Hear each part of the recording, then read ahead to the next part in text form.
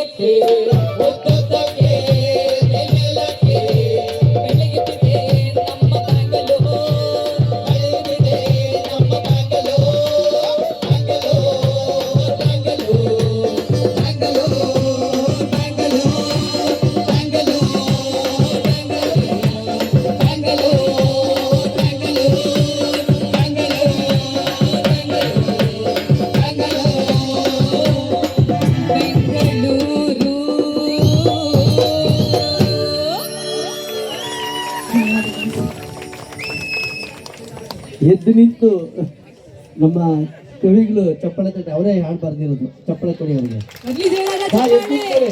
ಮಕ್ಕಳು ನೋಡ್ರಿ ಸರ್, ಜಲದ ಸರ್, ಮಕ್ಕಳು ನೋಡಿಲ್ಲ. ಇವರೇ ಸರ್. ಒಂದೆರಡು ನಿಮಿಷ ವೇದಿಕೆ ಬರ್ಬೋದಾ? ಅಲ್ಲ ಸರ್, ಅಲ್ಲ ಒಂದೆರಡು ನಿಮಿಷ ಸರ್. ಮಕ್ಕಳು ಕುರಿತು ಒಂದೆರಡು ಮಾತು ಹಾಡು ಬರ್ತಾರೆ.